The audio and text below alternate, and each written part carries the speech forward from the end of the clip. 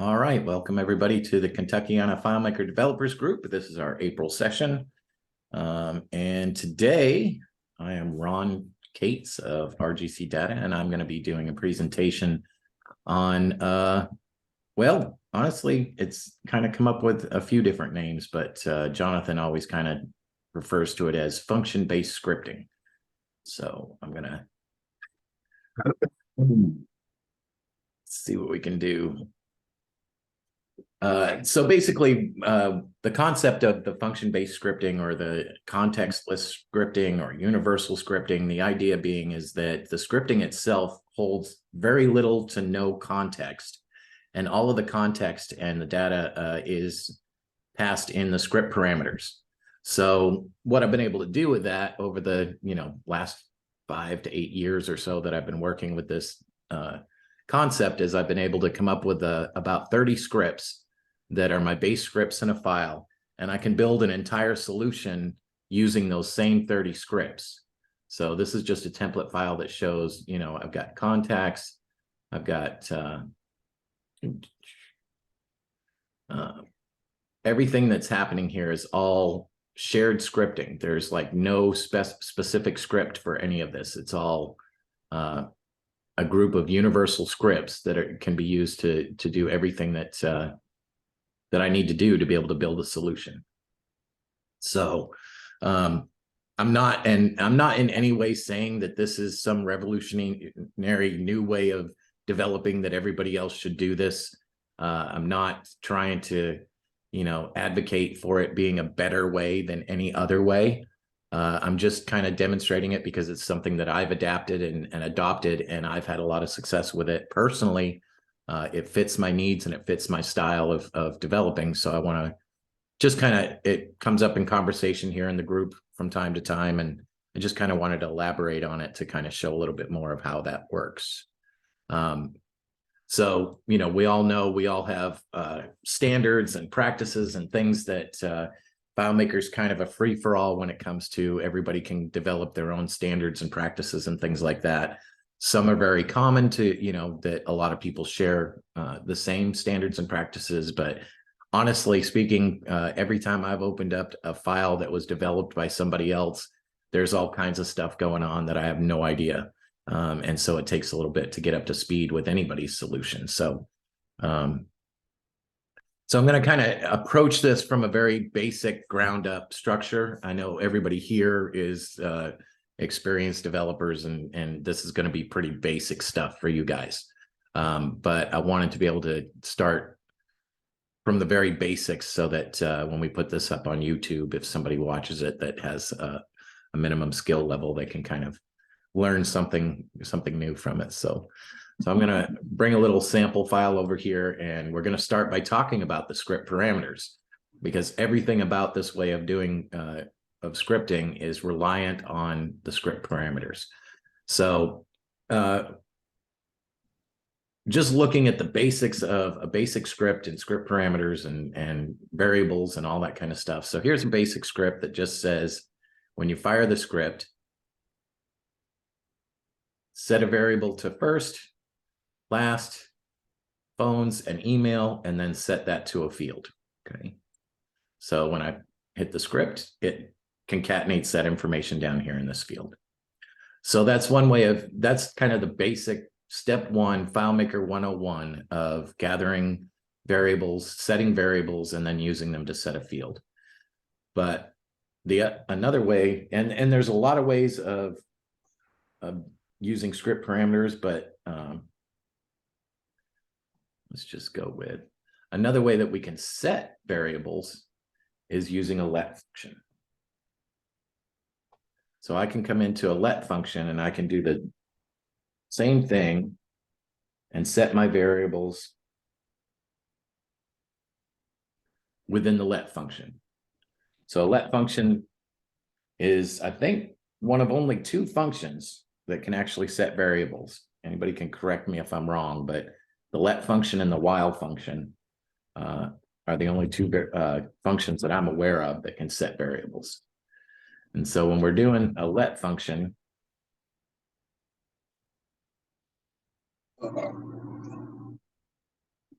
And I'm going to do list.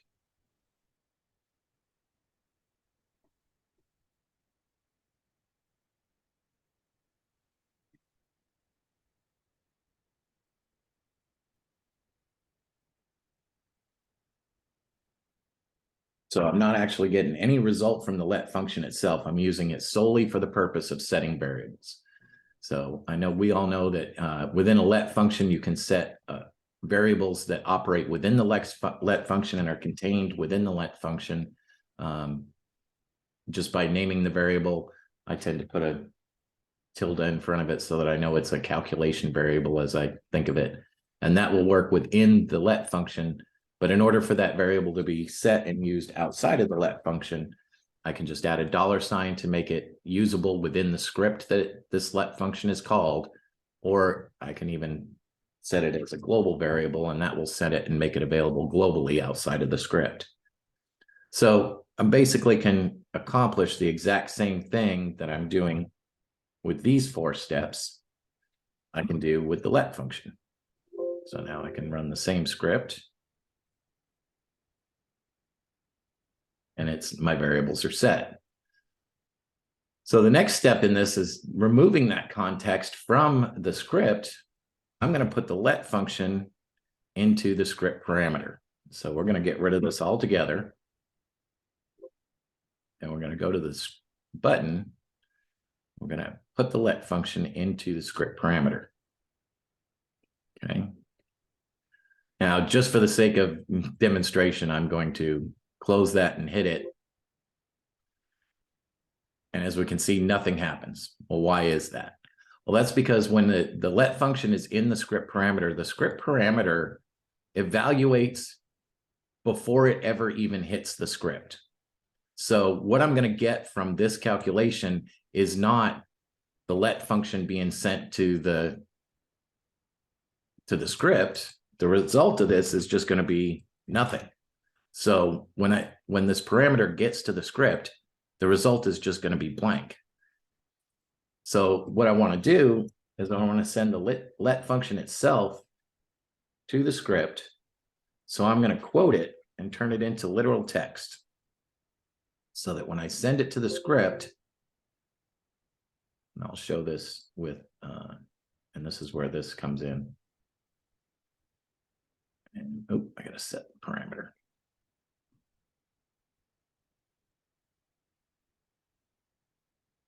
Oops, set variable.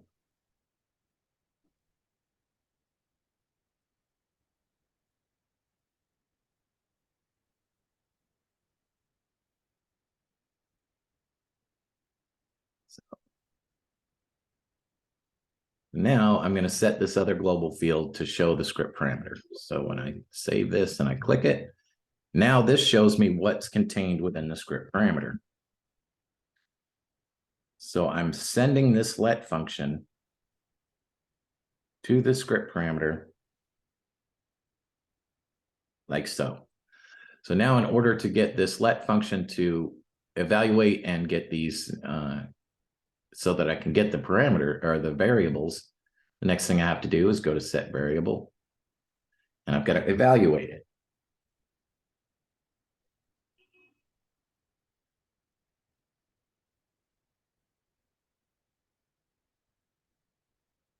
So now I'm sending the let function just in pure text to the script. And the first thing that's going to happen is this set variable script is going to evaluate that text. And it's going to essentially run that let function. And just for the heck of it, I'm going to go in here and put the results. Well,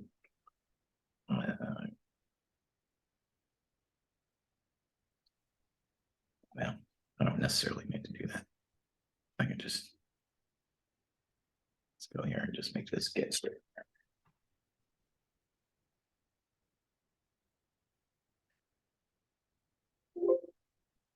So now when I run the script, I've sent the let function, and the first step of the script evaluates that let function and converts these variables and initializes them. So now I have the variables in the let function in the script.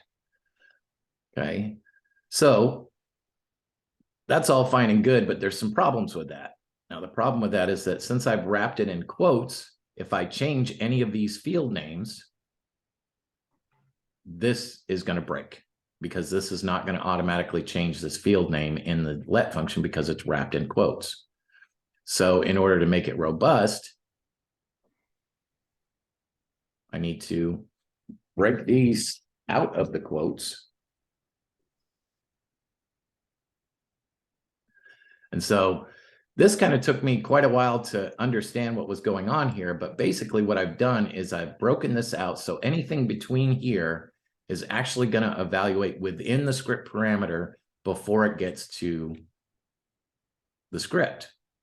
So if I come back here and I run this and show the script parameter again, let's look at the difference between the variables.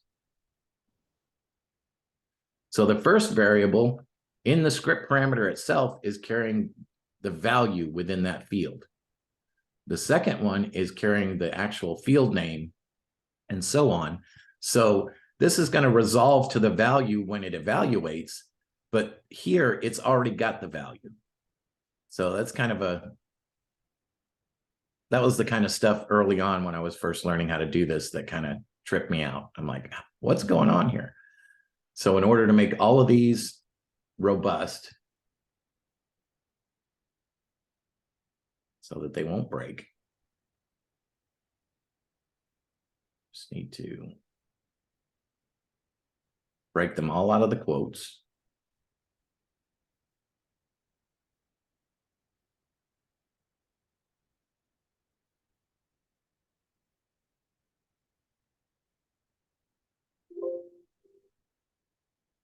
Okay, I want to run the script. Now I actually get the results. And the value of the fields is now being carried in the let function. And there's our let function with the values. So there's kind of two things that happen here. One, you're able to grab the value before it hits the script. And that's important later on with this function-based scripting, because the function-based scripting utilizes a lot of subscripts. And so it's going to call subscripts, and it's going to take that same script parameter and send them to the subscripts. So it's important that the values are present when it does that. So that's, simply put, that's how we can use the script parameter to set literally any number of variables and send them to the script. So it's limitless. I can put any number of variables in that script parameter and I can send them to the script. And that'll be important later when we move on to the next part. I just wanted to take another couple minutes here to also look at another way of sending those script parameters is using JSON. So when using JSON, what we're going to do is there are a couple of different ways to do that. So if I'm using JSON over here in my script parameter, this is like raw JSON. In other words, JSON is just a structured way of typing out data that can be read in a certain way. And so essentially what I'm doing is I'm creating a JSON to do the same thing. You've got the name valued pairs like first, and then it's pulling the field last, but it all has to be broken out of quotes, and it's kind of a little weird doing it that way. But the result is that I get, oops, what I need is script. Make that a little easier to read, JSON format element.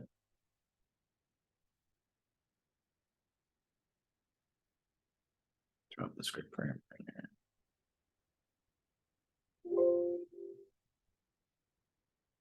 And so that's the result. But with FileMaker, we have all the JSON functions like JSON set element. So we can write this way, which is a little bit friendlier in FileMaker terms as far as not having to worry about escaping all the quotes out and doing all that kind of stuff. But again, we're looking at naming the key and the value, and that will resolve to all of these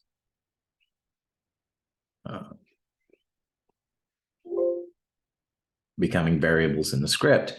But in order to do that, it's a little bit more complicated than what we're doing in here, because here all we're doing is evaluating the script parameter. But in order to utilize, let's see, I just grab kind of, in order to utilize the JSON, we have to utilize a while function so that we can loop through all of the key value pairs, and we can grab the keys. Let's see, we just need to get.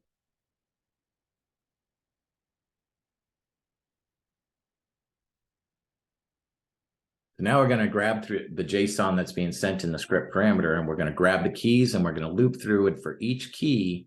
The interesting thing is that we're still using the evaluate function to set that variable. We're just now looping through the key value pairs, and we're restructuring that JSON into a let in order to set that variable. And we're just kind of running through each one and setting the variable that way. Oops. Oh, I guess I need to do this.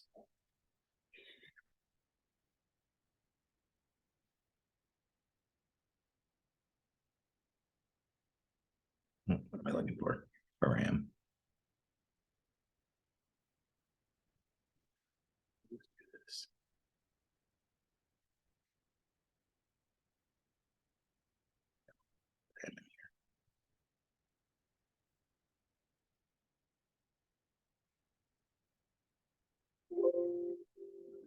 Now, when we run this, we get that same concatenation. So we've effectively used the same, used the JSON to accomplish the same task, which is to use the script parameter to set all our variables.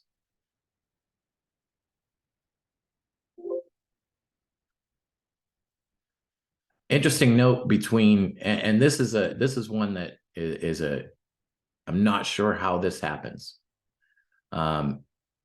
So for the phones variable, I'm using list, and I'm grabbing phone 1 and phone 2, and I'm turning it into a return separated list. Here, it's replaced, the return is replaced with a /r, and then when it goes through the evaluate function, it actually resolves where it's got the return in it. When using the let function, that does not happen. So let's go back and do.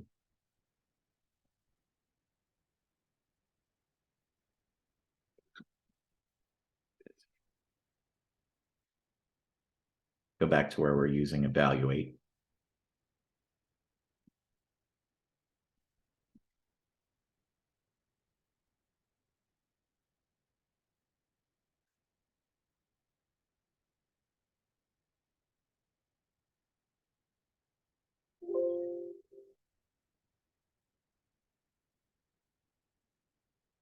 Oops. Oh, that's fine. I need it to be JSON.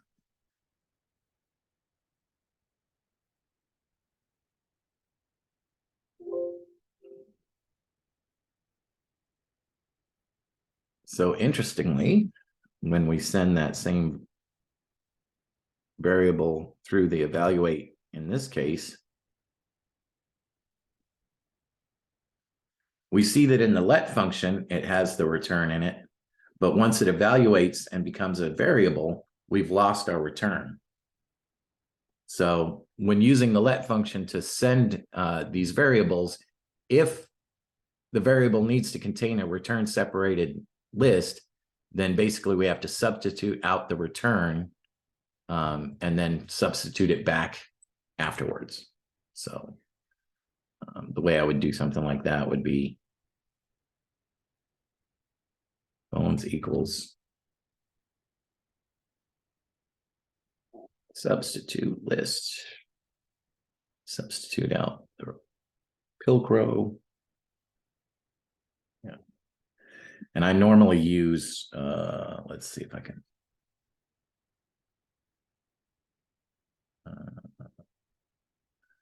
I normally use a character that's just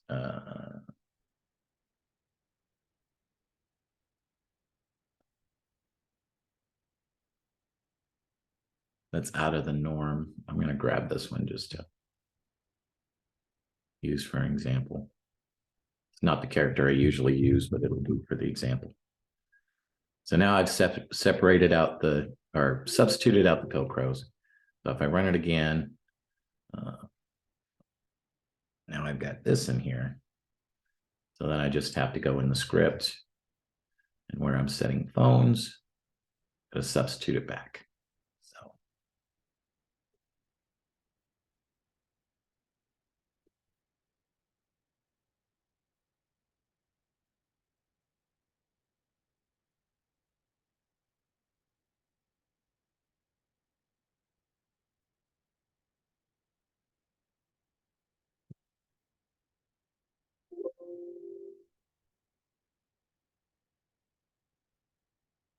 there we go. So now it's got the proper return separated. So now we've basically taken most of the context out of the script and we put it into the script parameter, but then we still have more context here. So we can utilize set field by name.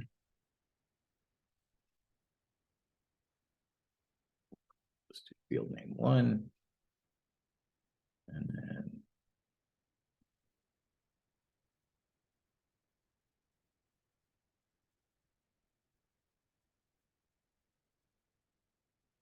wait that and I'll use, oops.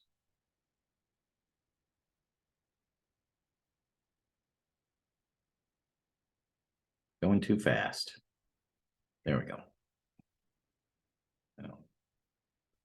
I'll make this field name 2. Capture our script parameter.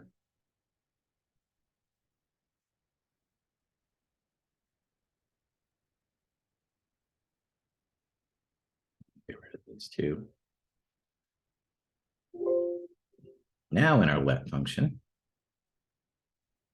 we can pass the field names. So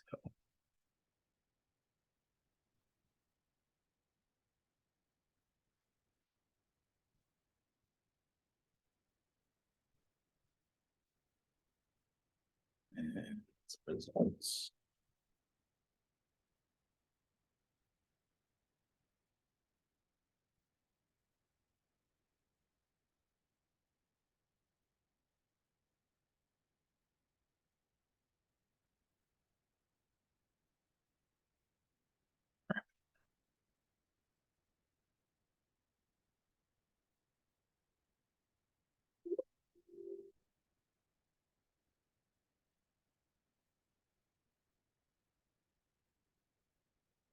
So in this example, what we've done is we've taken all of the,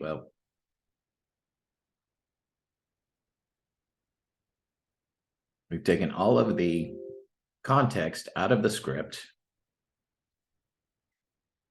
and put it in the script parameter, and we've achieved the same result. So now if on another layout, I wanted to set a different field with different variables, all I have to do is change the script parameter and I can reuse the same script. So that's the concept. And that's just in its simplest form. That's kind of the idea behind it. So now I'm going to move over to another example over here. And so kind of the foundation of this process, and the first thing that I came up with, and really this came about when FileMaker introduced the ability to do a single script step with a button at some point. I think it was at FileMaker 16 possibly, where instead of perform script, you could just do single step. And so in a whole bunch of places, I found it was really convenient to just set it to set a field. But then in almost every single case, I ended coming back to it and realizing that I wanted to do more than just set a field. There was always a follow-up. It was either set more than one field, or it was set a field and then go to an object, or it was It just never ended up being set one field. So what I ended up doing was working on a script that's a set field script. I think what we'll do is we'll go ahead and new script. Let's call this. And so we're going to go ahead and set this up with our evaluate parameter.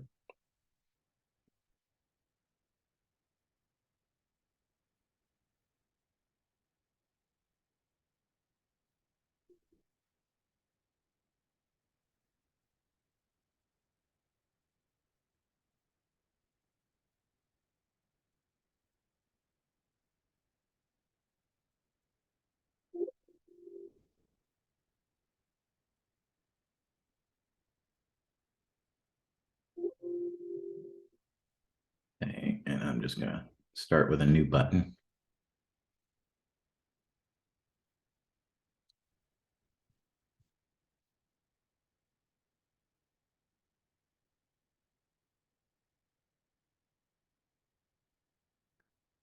Okay, and we're going to set up our let function for passing the variables.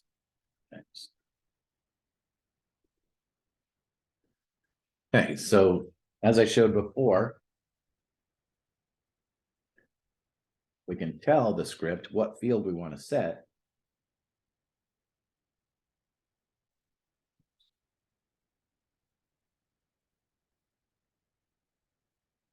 Let's just do the first and last field. And then we can tell it what we want to set it to.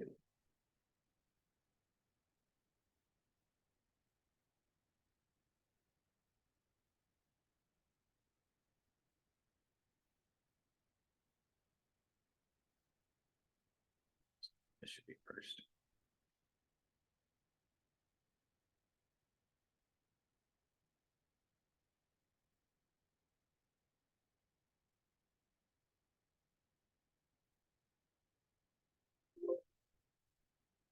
Now I'm going to set the, oh yeah, I got to do the set field stick.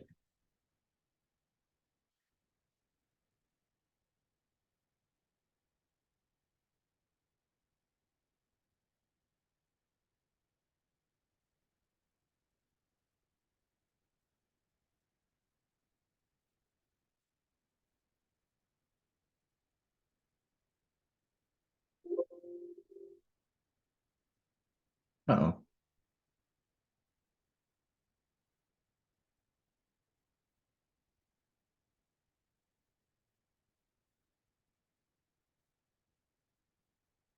Hit set value. Oh. Ah, I missed a colon. Semicolon.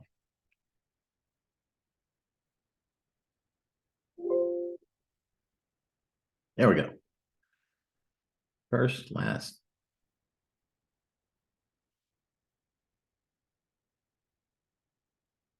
Yeah, okay. Okay, so that's all fine and good, but what if I want to set more than one field? And that's where things get tricky. So do I have another field I can set? Let's just duplicate this one.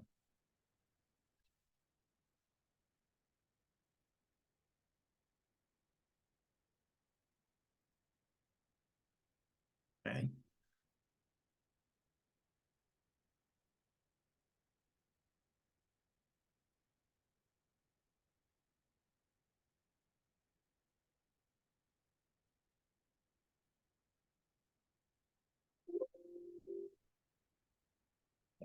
So now I've figured out that I have another field that I want to set, so I can come in here.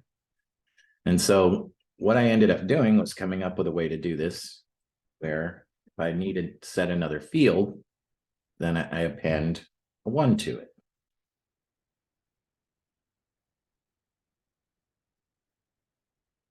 And do set note, and let's just put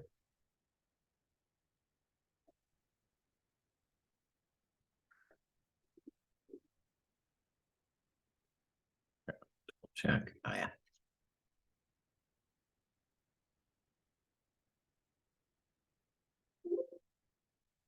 So then I came up to the script and I realized that I didn't want to end up putting duplicates of this and just continuously doing this and then duplicating it again, doing do.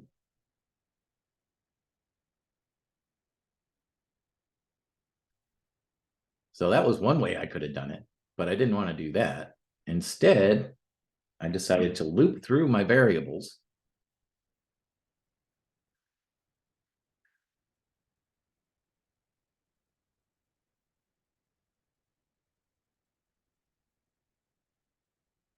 And so, well, let me set my variable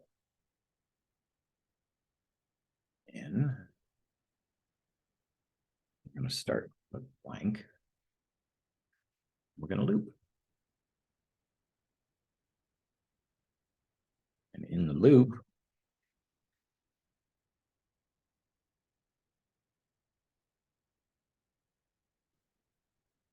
I'll add 1 each time. And then I'm going to go ahead and put the exit loop.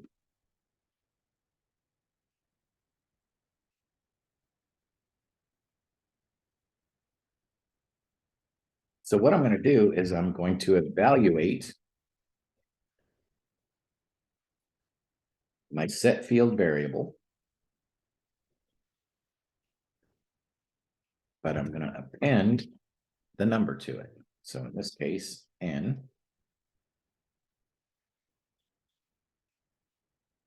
And I'm going to exit the loop if it's empty. Oops, let's see. L.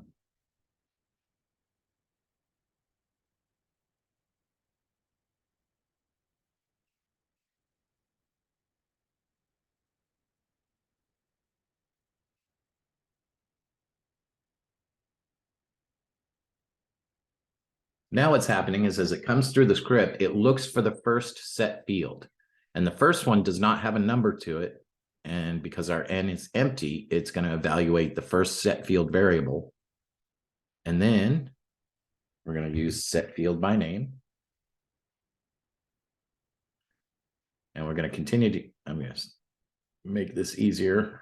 We're going to continue to use the evaluate.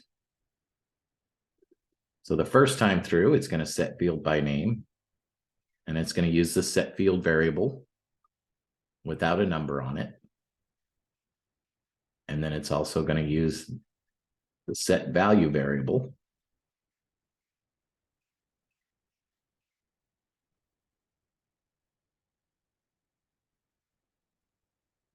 And after that, it's going to, after it goes through the first time, it's going to set variable n to 1. So the next time through, now it's going to look for set field 1. And it's going to set that value to set. Oops, let's make sure I've got set value on there. Yeah, set value 1.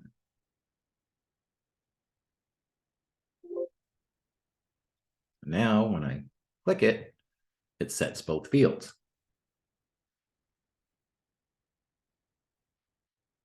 So what I've ended up with is a set field script where I could literally put an infinite number of fields and values into this script parameter with no context whatsoever. So I can use it on any layout in any file for any table. And I can set any number of fields to any number of values.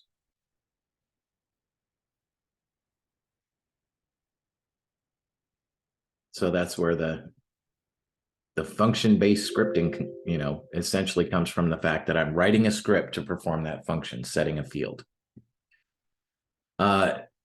So that's the basic foundation of this whole technique and concept of doing this. So I go over here.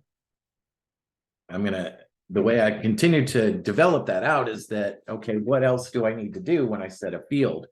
So in this case, I've got a relationship to a table occurrence with allow creation. So it's your basic magic key creation setup. Okay. So in order to do that, I need to set the field, but then after that, I know as part of that process of creating a field through a relationship, I need to be able to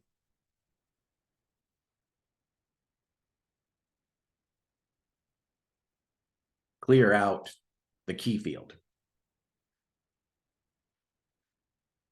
So I created another variable called create field. And then I can come in here and clear that out. So now I've got create field. So in this case, I'm creating the record and clearing out the global key field. And I guess what I'm going to do is get into how I expanded on that. So the next thing that I expanded on was after setting a field, and especially in this particular example, as you notice, when I hit the create record,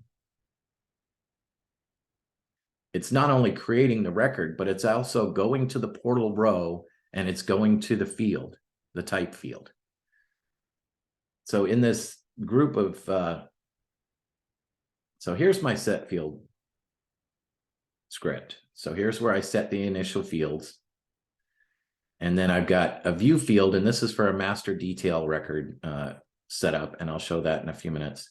And this is where my create field gets cleared. And then down below, I've got a call to another script, a subscript. And this subscript is for go to object. So using the same concept of being able to provide any number of fields and any number of values, I can also provide any number of objects. So I can send in the script parameter. So let's just kind of take a look at the script parameter in this one. So here's my script parameter. It's setting the contact ID to contact ID. It's setting the type field to phone. It's setting a type number to 2. And then it's setting a sort order because I use a sort field in my portals that a numbered field to determine what sort order they're in. And then it's getting that sort order by getting the existing found number of records and adding 1 to it. Then it's passing the name of the create field. Then it's passing the name of the portal and the portal row that I want to go to, which is going to be the number of records plus 1. And then it's going to go to the phone type field within the portal row. So all of that is contained within the script parameter, so that when I click this one button, it does all of those things. So all the set field steps are performed in the set field script, but the object, all of these object and portal rows, is performed in the go to object script. So in my script, as you can see, it goes to, in the set field script, it goes through, it does its set field, and then it runs the go to object.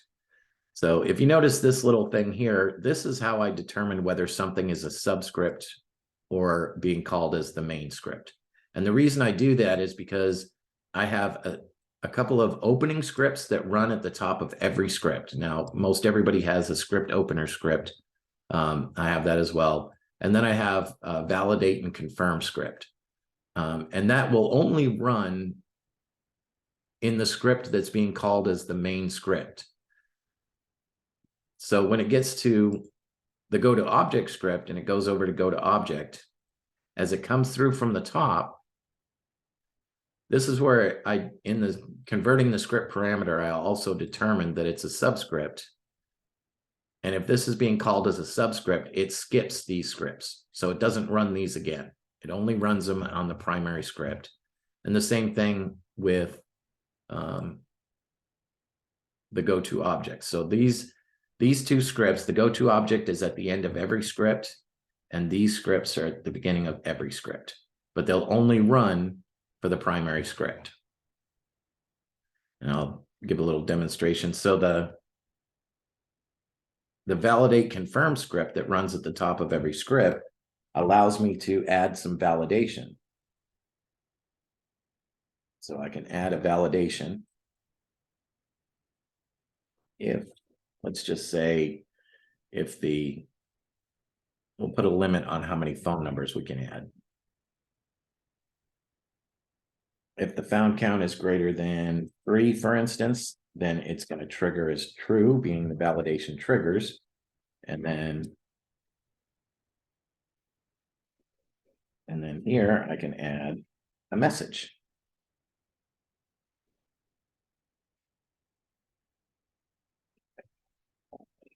And 3.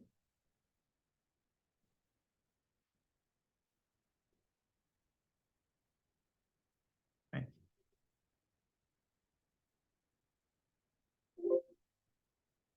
Now, oops, failed. Oh, validate. That's what happens when I try and type too fast.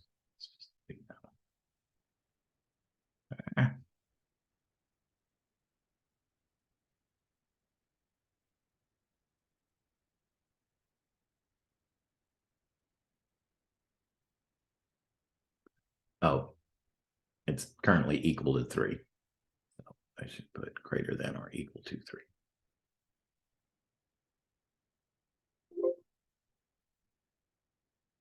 There we go. You may only add 3 phone numbers. And in the same respect that I can add any number of set field and any number of go to object, I can also add multiple validation criteria just by adding a 1. And so now I could add a second validation, whatever that may be, and a third and a fourth. So I can add multiple validation. And the reason why the script is called validate confirm is because I can also just simply tell it that I want the user to give a confirmation by making confirm true, and then the message would be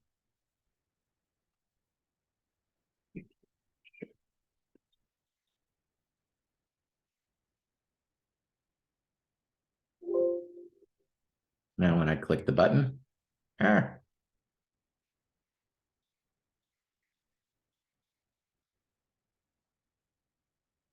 equals 1.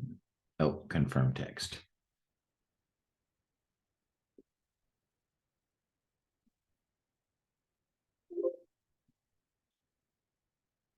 Are you sure? And I can either confirm or cancel. No. And then some of the other stuff that's going on here is I have, as you can see, I have that sort order field basically numbers the records 1 through 4, and then the portal is sorted by that sort order field.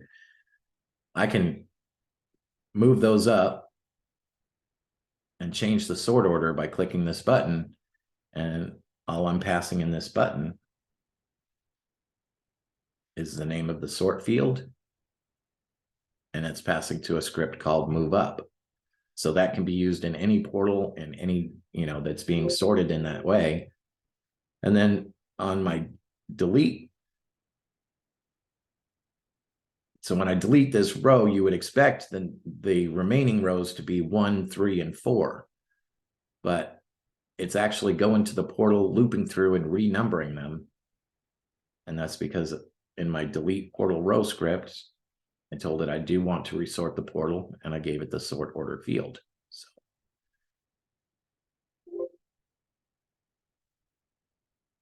And then here I have addresses, and what I'm here when I set it, it's also setting a view field for a master detail.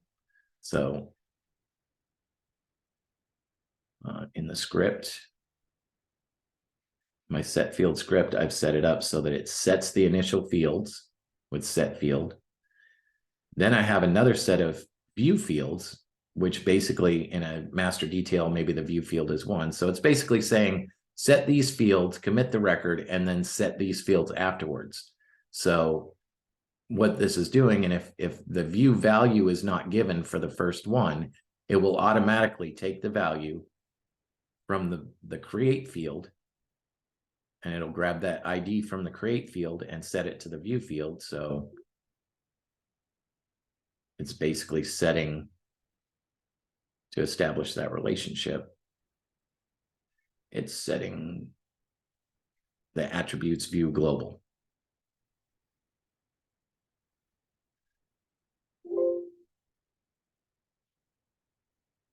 So that's essentially the idea, is that by combining all of these scripts and taking the context out of the scripts, now I can do all of these different things simply by putting the instructions in the script parameter.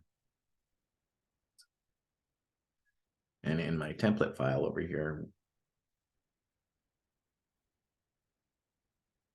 now there are times when you cannot take the context out of a script. And that would be when we're doing stuff like sorting records. So if we go to, I've got a nav sort. So when I'm sorting, I'm basically just grabbing the environment from the environment. I'm basically saying if the table is profiles, sort it this way. If the table is users, sort it this way. So this script, whenever I want to use it on any particular table, I have to go into the script and make sure I add a sort for that table. So it's certainly not a situation where I can never edit any scripts, but the majority of these scripts carry no context and can be reused over and over again from anywhere.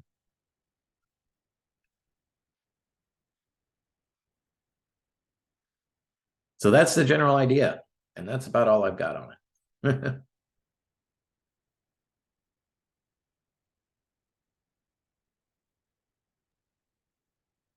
Anybody still here? Questions? Yeah. Thoughts? Yeah,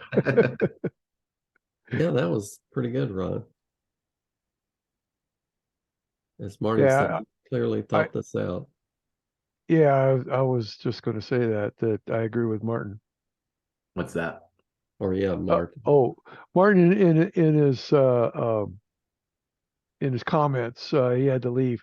He said that you've clearly thought this through, and that's pretty obvious that you've spent a lot of time on this, working out a lot of those details. Yeah, I'm looking at the chat now. So yeah, it definitely has been like, years in the making to come up with all these scripts. And then as I began to use them, then I realized there was something else I needed to do. So the navigation in the script is the same type of concept, where I've got a universal navigation script, and I can tell it whether I just want to simply go to a layout, or whether I want to okay, so the basic actions here are, I can either just go to a layout, or this is my go-to related record, which essentially I'm feeding it a list of IDs to go to that layout and that table and run a find. So I'm looping through the IDs and doing a find request for each ID. So essentially that's a go-to related record. And then I have another function where I can actually go to this layout and run this find, enter find mode, set these fields to these values, perform the find, and so on. But as I was using it, then I came across situations where sometimes I want to have all this happen in a new window. So then I created a go-to window section where it says, if go-to window is not empty, then run the new window script, and now everything happens in the new window. And I give it all the criteria for the new window. The new window script has, what type of window it is, the fit, close, height, width, top, left, all of that gets carried to that script. And so I can put all of the parameters for the window that I want to open into the script parameters that fires the script. And then another thing that I've done is with the navigation script, I realized a very common thing was to go to a layout and set some fields. or set some fields beforehand, then go to a layout and set some other fields. So now I'm referencing the set field script, and I'm basically creating, instead of set field and set value, it's before field and before value. And then in the script parameter, it gets substituted to send it correctly to the set field script. So now the end result is that in one button, I can give all the instructions to set some fields before I leave this layout, go to another layout, run a find, or run a find for a list of IDs. And then after it's got its found set, or the found record, oftentimes the go to related is just using one ID to go to a specific record. And then when it gets to that layout, I could tell it, after going to that layout, set these bunch of fields. And then after all that, I can also tell it, then go to this object. So all of that stuff is all contained, and all of those instructions can be contained within the script parameter. So it did take, a few years of trial and error and just kind of coming up with all of the different options for things that were common tasks, so that I could build them all into the scripting structure, so that basically, I could do just about anything with one button and a script parameter. So. Well, I like your name, context-less scripting too. Yeah. So I know you tried to use my name, but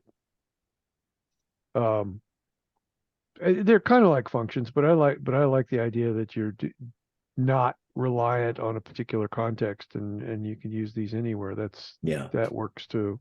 Yeah. Well, and the other thing that I do in this whole thing, and even when there is context, and this is in a way why function-based might be a good name for it, is because, I have a sort script. Unfortunately, a sort script, it's impossible to make a sort script that's without context. Yeah, when are they ever going to have sort by name? Wouldn't that be amazing? And then I have a same thing with exporting. So I have an export script. So no matter what layout I'm on, no matter what table I'm using, no matter where I am in the solution, if I want to sort, I'm going to reference the sort script. If I want to export, I'm going to reference the export script. If I want to print, I'm going to reference the print script. So all that stuff. I just thought of something. What's that? You could set a field, and you could always sort by that field, and you could set a field. Yes, and I actually have, okay. and you've seen, I actually have a portal sort that I've been working on that uses similar functionality. Yeah. But it's setting a sort key to a global variable, and then the actual fields in the table are pulling from the global variable. So in this case, when you click it once, it sorts ascending. If you click it twice, it goes to the second value, and that tells it to go to the second sort field, and the second sort field sorts descending. And then if I click another field, it's going to add that one ascending. Oops, that was weird. I guess looks like right. C sort 5 is grabbing it. N6. Okay. So that's going to be in my contacts.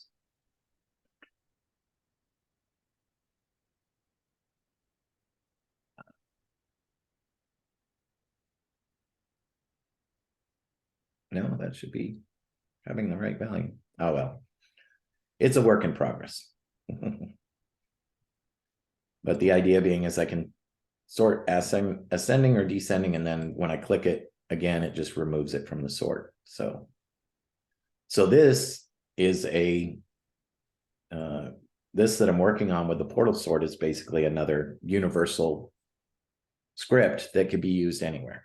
And all of the parameters, the script parameters in the button carry the instructions. So yeah, essentially I do this everywhere. Like whenever I write a script, I always am looking at how can I take the context out of the script so that I can reuse it again somewhere else. So whatever technique that I'm developing, I'm always developing with that universal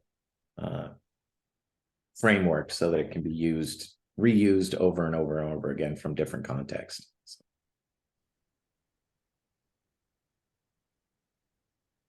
Yeah, and I do some of that where I will send a bunch of parameters and have that script be pretty flexible within the application. But what you're talking about is just being able to drop a bunch of scripts in a file as you're beginning to create it, and they'll just work in any file. Yep. So that's pretty cool. Yep. So this file is actually my template file, and I've been working on it like the past month, because one thing that kept coming up in conversation over and over again was my lack of documentation. And so for like the last month, I have been scouring through all of my scripts and I've been documenting everything. So this is now the documentation of this script. So it explains all the different parameters Nice. Yeah. So I'm using a insert text so that I can just have a very detailed and extensive explanation of how the scripting works. So, and then another thing that I did when I was working on the let versus JSON, I basically created this. This will accept either let or JSON. So basically, I can send the parameter either way to this script. I can either set it in a let function or I can send it in JSON. And what this does is the first thing it does is determine if it's valid JSON, then it's going to run the JSON while function. If it's not valid, so here's that. If it's not valid JSON, then it's going to just evaluate it, assuming it's a let function. If it is valid JSON, then it's going to run the while function to convert the JSON into parameters. So I just added a little versatility there so that I can now start, because I've been wanting to kind of start migrating at least a little bit into using JSON script parameters, or at least explore that possibility. And now I can do that without changing my scripting. So, oh, nice. Yeah. So now all throughout this solution, I can send those parameters to any of my scripts. So this line is at the top of every single script. And so I can use any of my scripts. I can send either JSON or a let function.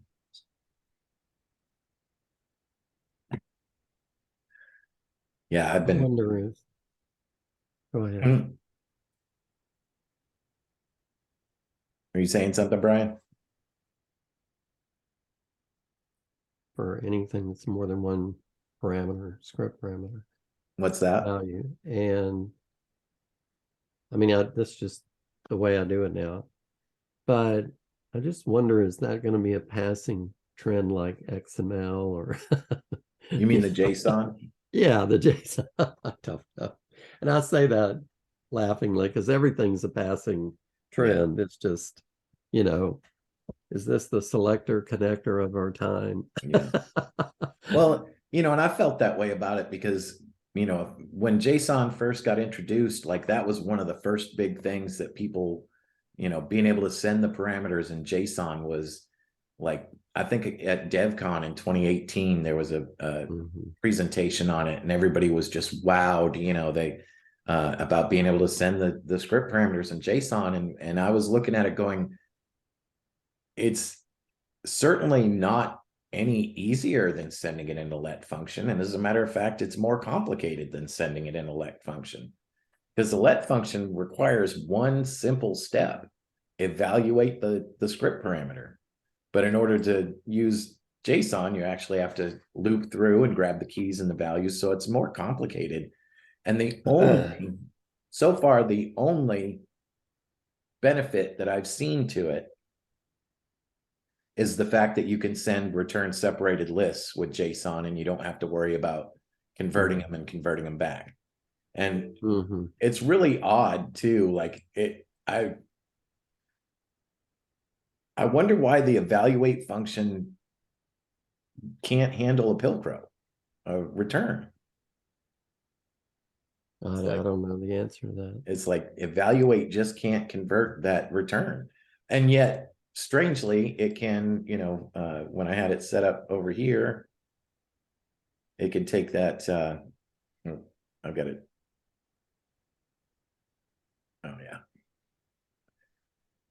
It's got that /R that it puts in, and then the evaluate function apparently can read that and replace it with a return. But if I tried to do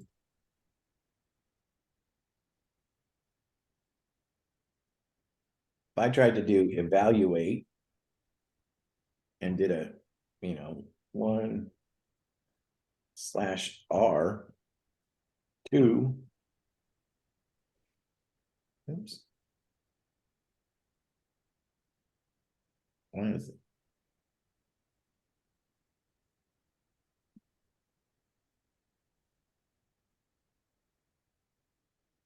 Shouldn't that work? I don't know. I've never evaluated something like that. Yeah, It should just, why does it say it's should just missing? show the text, shouldn't it? Oh, Weird. does evaluate have to be of a function, not a function, statement? Well, it'll do user ID.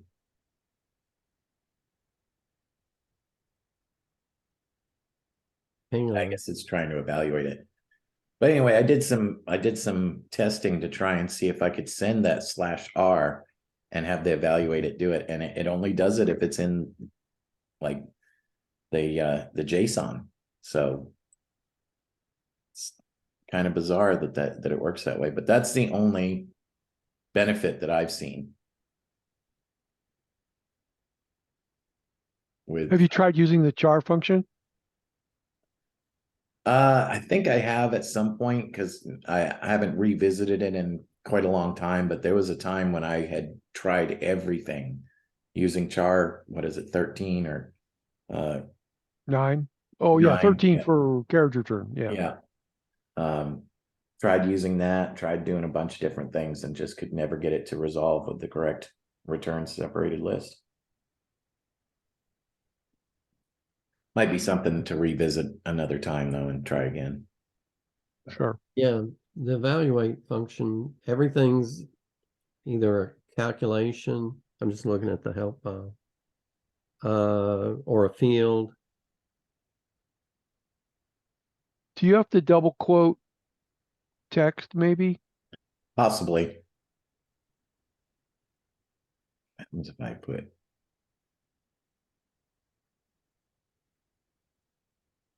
Yeah, I bet that works. There we go. Yeah. Yeah, but if I were to Yeah. do, So you could also Well,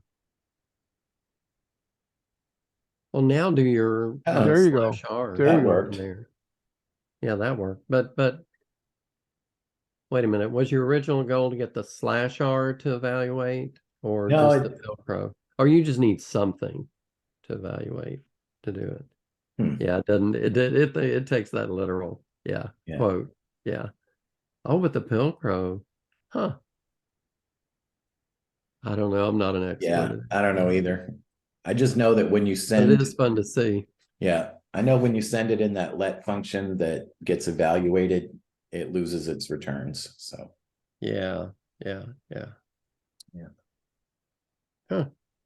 Well, that's pretty stunning. Are we going to get a sample file of all your little default things? Yeah. Maybe I'll integrate them in all my stuff. At some point I'm working on putting together something that I can put up there and put a link on the YouTube video and stuff when we post it. So I'm Very good. still doing some cleanup. So Release Well, early and often. Just send it out there. You can put V1, V2 later. yeah. Because I like this. I mean, this is abstraction like I like. Yeah, And it's funny. I went to Pause on Error the first time, and one of the sessions was about abstraction. When is it too much? I When was are you at going that. overboard? And I felt like so on the spot because I was like, Yeah, like, yeah. Well, yeah, I remember that was Mike, I think, that put that yeah, on. yeah. Yeah. Um, And I just felt like, yeah, I know. That's all subjective. I mean, right. Yeah. you know, it's whatever your comfort level is. Yeah. I mean, purely everything we saw today, very little of it's pure, simple FileMaker, 101 stuff. Yeah. So, Yeah. And then, what was it? A couple months ago, Barbara Cooney had kind of had some comments about the way I was doing things. And that was part of what got me to get busy doing the documentation, because I did realize that, for somebody else to come in and work with it, there needed to be some kind of documentation. But ultimately, I still think that consistency is a big thing. The fact that everything is done in the file in a consistent way, so that if you're working with one button and one script, then you basically have a real good idea how this next button is going to work.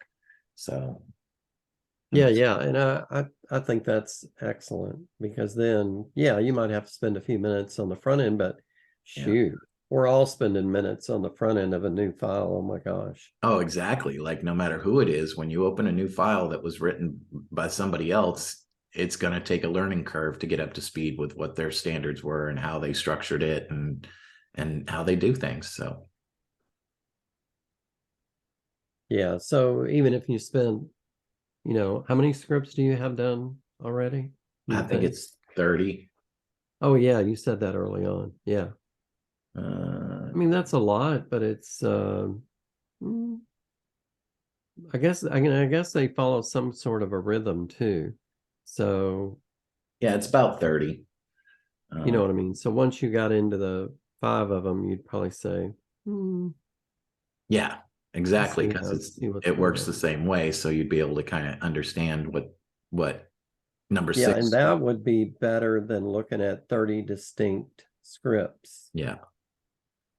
Yeah, and one of the reasons why I started on this path too was originally with my original employer, the file that I had worked on after 5 years or so.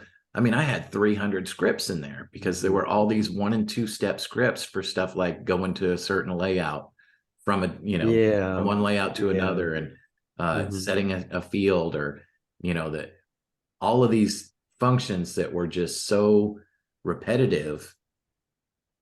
And yet there was a script for each one, because the context was contained within the script. So you had to do a new script every time. So yeah, I got so overwhelmed with this giant list of scripts. So whenever I had to go back to edit it and all that, it just got crazy. So I managed to overhaul the whole system and start working with these new scripts, and it worked. Yeah, I like it. I like it a lot. Yeah.